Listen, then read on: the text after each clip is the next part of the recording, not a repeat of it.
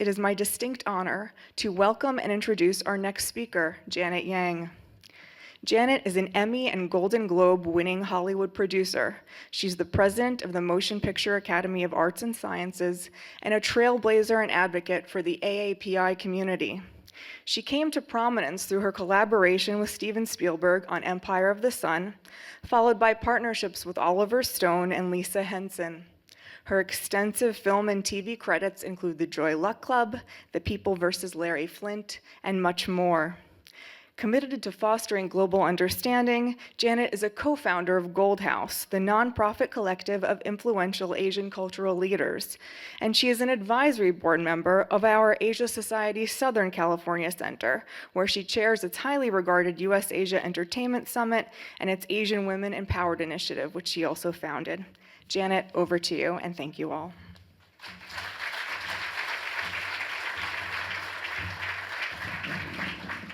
Good evening, everyone. How are you doing? What a full room. This is so lovely to be here in Seattle. I am here because I was told you want to hear about AAPI representation in media entertainment. Is that correct? Is that a topic of interest to you? Okay, well, I have a few things to say about that, especially for this very august group. And someone is very nicely putting up some slides for me. Over 30 years ago, I know I look only 32, I'm joking, I produced a film called The Joy Luck Club. It was considered, thank you very much. You're my peeps, you're about the same age, so you remember this film. If I talk to my students, they don't even remember, like what? It was considered at the time groundbreaking because it was the first time a studio movie featured an all-Asian cast and authentic Asian storytelling. It was much lauded, and today people still amazingly talk about the tremendous impact it's had on their lives, how it healed family relations, opened up dreams for future filmmakers. But guess what? Here are the metrics. It cost about $10 million to make and grossed just a little over $30 million at the box office. After you split it with theaters and distributors, doesn't leave much for anybody. A respectable number, yeah, but hardly a huge commercial success. And despite the overwhelming praise for the film, it did not garner a single nomination at any awards ceremony. Furthermore, much to our chagrin, it did not open the door for more Asian actors or storytellers.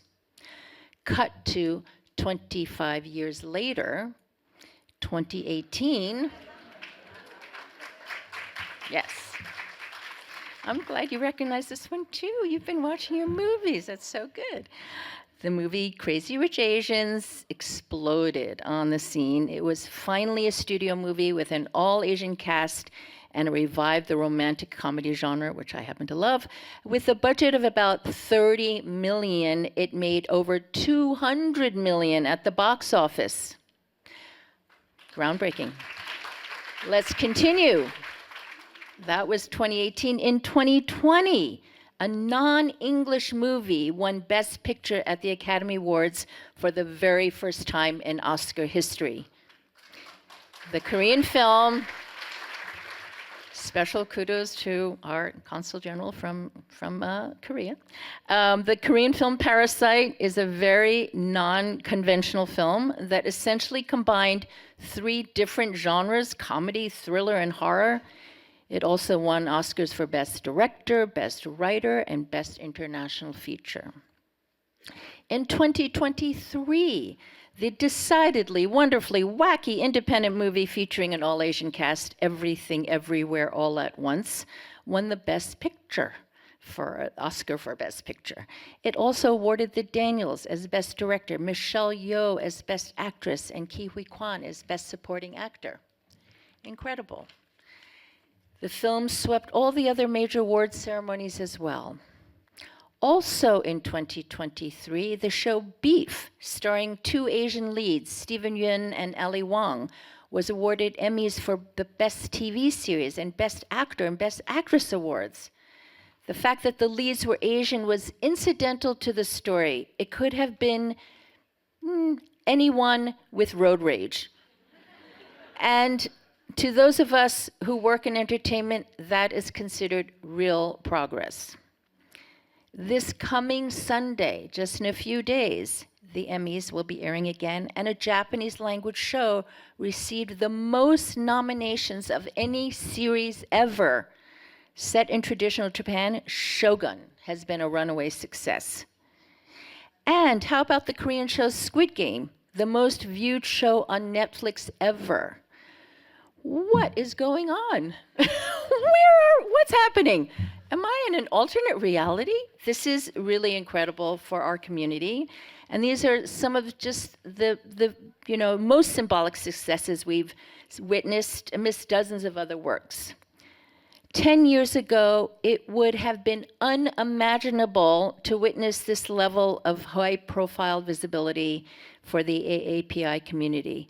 Nothing. I've been tracking every Asian person that's ever made it onto the screen, and there seemed to be no evidence that would have prepared us for this sweeping change. How did these works come about? Back in the day, Jeffrey Katzenberg of Disney greenlit the Joy Luck Club based on his gut that this best-selling novel would translate well onto the screen. No other studio executives had the same reaction. They all passed, and many of them suggested that we perhaps put more white people in the movie, which we did not do. Warner Brothers took a chance on Crazy Rich Asians, initially because they thought it would have a huge audience in China. That turned out not to be the case at all, but fortunately, it did extremely well elsewhere. Then there's the new kid on the block distributor, A24, which thrives on taking chances and finding niche projects.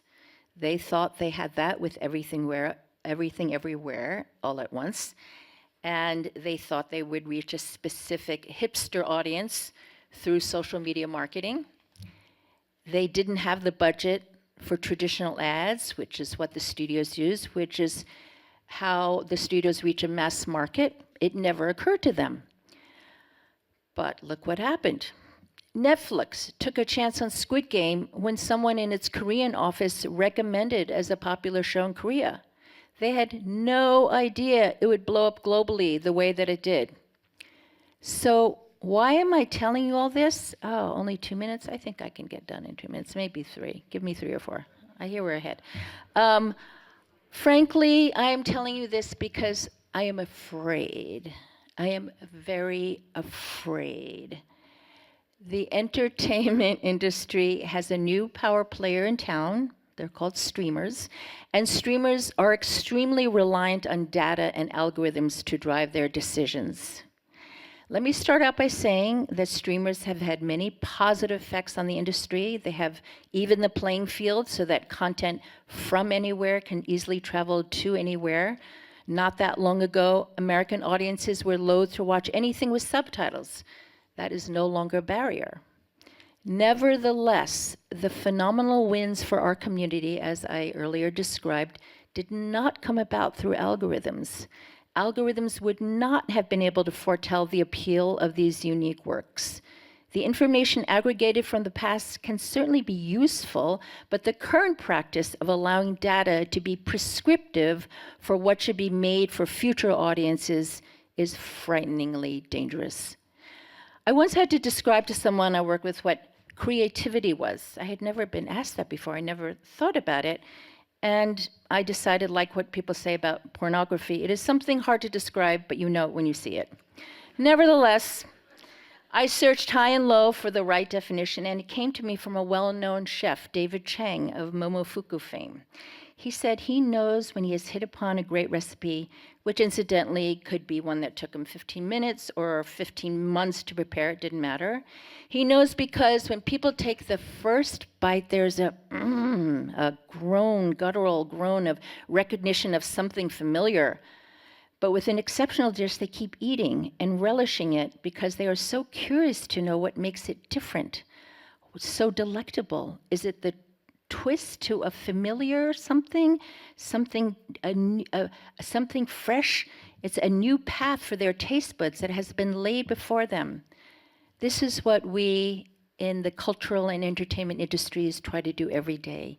We lure audiences in with something somewhat familiar, but keep them there with something fresh, surprising, unique. It doesn't always work, but we know we must always keep trying to push the envelope.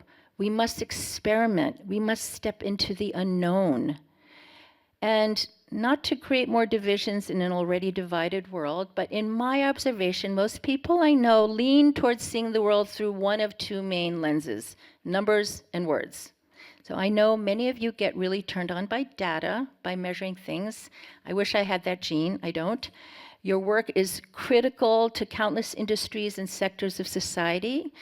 And with the two revolutions of our lifetimes, the digital revolution, now the AI revolution, we are increasingly reliant on data of all kinds. But the quaint and 100-year-old industry I work in has its roots in words: stage plays, literature, myth, poetry, oral history. And I readily admit that I prefer marinating in this severe. Nevertheless, it is hard. It is frickin' hard to grapple with abstract ideas, to try and coagulate them into a cohesive whole, and then have faith that our endeavors will, without any proof of success, succeed. In some ways, it's not too different from the work of entrepreneurs. Yes, we are masochistic, but we are compelled because we believe that some of the greatest, most transcendent human achievements are the product of instinct, intuition, ingenuity, human urges that are difficult to quantify. How is one to reconcile these very disparate approaches to life and work, especially as it relates to AAPI storytelling? Many of you work in the important field of data gathering and analysis, and I am therefore using my very brief time with you today to beseech you. If you care about how we are seen, and I do believe our representation on the big and little screen affects all sectors of society, business, education, policy, then I beg of you to remind users of your data to give artists, writers, directors, actors, designers, musicians the freedom to create without the overdependence on data. Let's please not pretend machines can do all of what humans can. For if we were solely algorithmically driven, we would have never seen the likes of the Joy Luck Club or Everything Everywhere All at Once or Parasite. We would not be collective celebrating our community as we have been able to do in the last few years. We would certainly not be able to measure in numbers the tears, the laughter, the healing, the joy, the pain, the inspiration that these works have brought to countless individuals. If we as a community want more of these works, we need to trust our cultural creatives to follow their journeys without the pretense that data collected and molded into algorithms can actually replicate their work. I'd like to leave you with this. McKinsey recently published a study that said $2 to $4.4 billion are left on the table as a result of the entertainment industry not sufficiently tapping the Asian and Pacific Islander market. More people in our community would be spending far more money in entertainment if more authentic, relatable stories that reflect our lives were more plentiful. So when we do look at the numbers, it makes complete economic sense to invest more in our storytellers. This is not a plea for charity. This is a plea for seeking the value of what humans can do that does not fit into a formula. I have already seen how streamers' use of algorithms in recent years has caused us to slip backwards in the number of shows and movies being funded. Those of you who work with data undoubtedly understand the inherent bias that exists in algorithms as it is. The streamers know it too. They know that algorithms tend to create risk-averse projects. And we as a demographic are still considered risky, outliers, non-traditional, non-conformist. We are not seen as playing to the middle. And we may never if this trend continues. We cannot let this happen. We must keep up the momentum of the great progress we've made in the last several years. We must not return to being invisible in the public eye. Let's together use words and numbers, heart and mind, artisan and computer, to create a better world for all of humanity. Thank you for letting me get on this soapbox.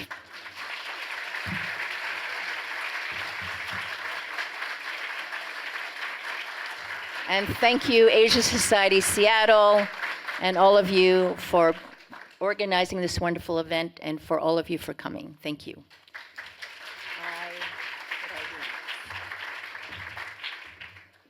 Thank you, Janet. You are such a star. Thank you for everything that you do for film and for uplifting Asian American voices and storytelling, and for being with us at Sundance over all the years. You are such an inspiration.